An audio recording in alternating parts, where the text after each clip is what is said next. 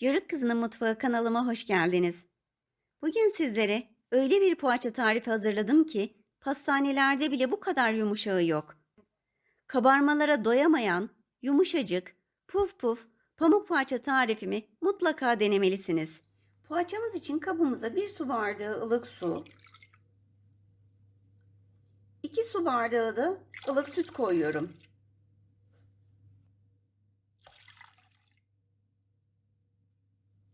Bir paket instant maya, 1 yemek kaşığı dolusu da toz şeker ekliyorum. Maya eriyene kadar da karıştırıyorum. Maya eridikten sonra 1 su bardağı sıvı yağ, 2 adet yumurtanın beyazını içerisine, sarılarını da üzeri için ayırıyorum. Tekrar şöyle bir karıştıralım.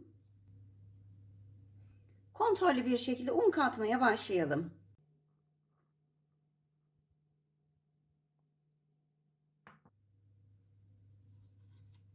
Üzerine de 2 tatlı kaşığı tuz ekleyelim.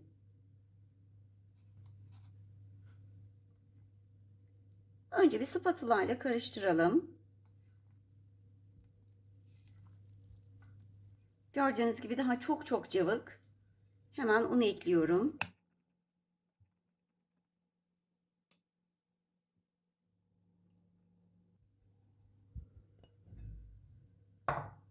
Tekrar un takviyesi yaptım ve elimle yoğurmaya başlıyorum artık.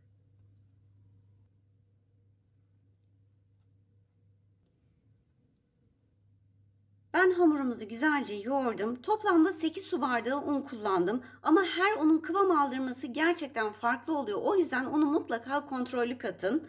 Şöyle gördüğünüz gibi oldukça ele yapışan bir hamur. Poğaça hamurunu ne kadar yumuşak tutarsanız poğaçanız o kadar yumuşak olur. Hamurumun üzerini bir buzdolabı poşetiyle önce kapatıyorum. İnanın buzdolabı poşeti kapattığımda hamurum çok daha çabuk mayalanıyor. Bunu siz de denemelisiniz. Üzerini de örtüyorum bir sofra beziyle. Ve 40-45 dakika kadar mayalandırmaya bırakıyorum. Mayalanma süresi ortamın ısısına göre de mutlaka değişiklik gösterecektir. Hamurum mayalandı yeteri kadar.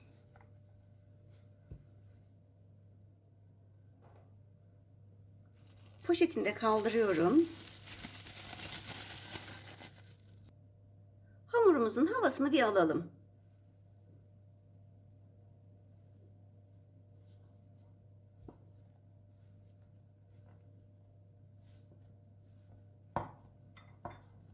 Tezgahımıza birazcık sıvı yağ gezdirelim. Şöyle ve sürelim.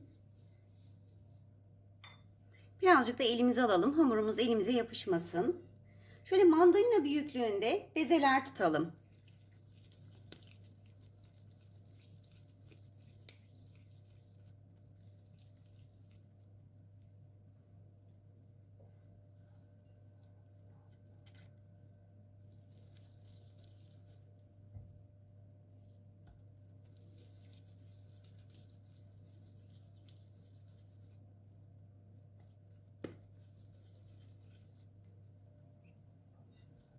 Toplamda 20 adet beze tuttum ben.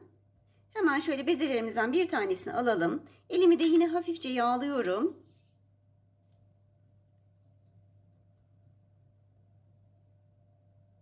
Elimle bastırarak açıyorum.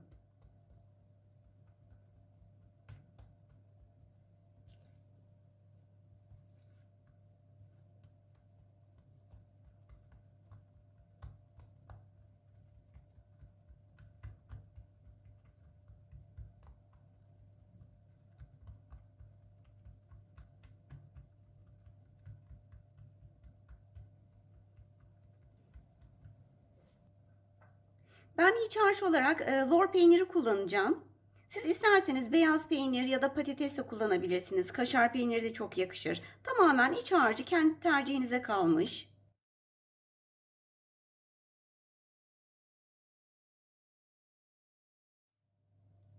Öncelikle şu iki yanlarından katladım. Ardından da diğer yanlarından katlıyorum. Şöyle bir poğaçamız olmuş oldu. Ve yağlı kağıt serdiğim fırın tepsisine diziyorum.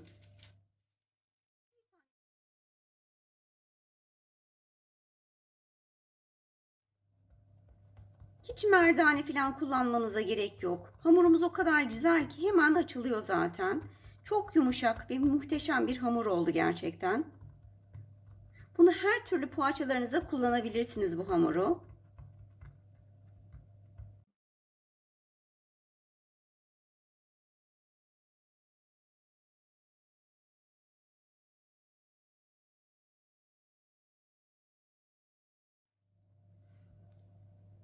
Şöyle önce iki yanlarını katlıyorum. Ardından da üzerine diğer yanlarını katlıyorum.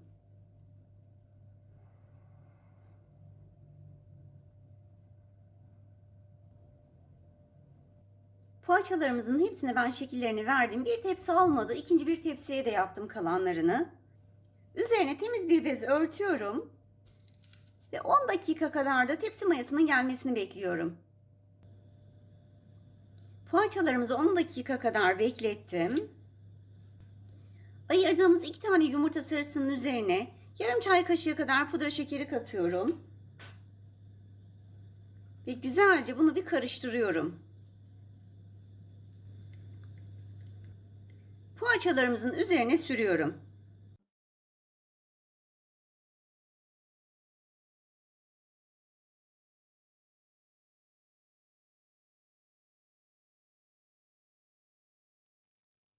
Poğaçalarımızın yumurta sarılarını da sürdüm. Keskin bir bıçakla üzerlerine ikişer tane kesik atıyorum.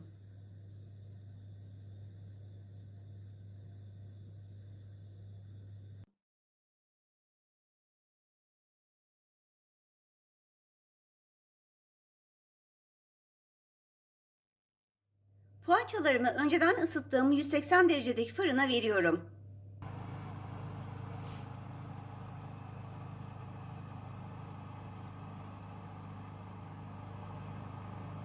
Poğaçalarımızı ben şimdi fırından çıkardım. Tam böyle 28 dakikada pişti ama kendi fırınınıza göre daha kontrollü pişirmelisiniz.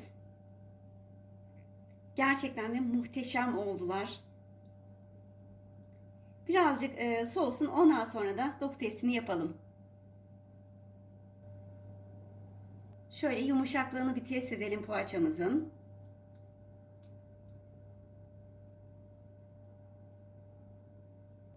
Gerçekten de yumuşacık olmuş.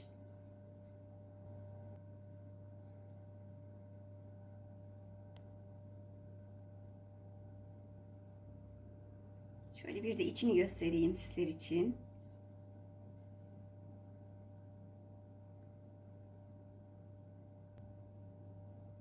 Yaptığınıza pişman olmayacağınız pamuk gibi bir poğaça. Kesinlikle yapmanızı tavsiye ederim. Daha sonraki videolarımda görüşmek üzere. Allah'a emanet olun.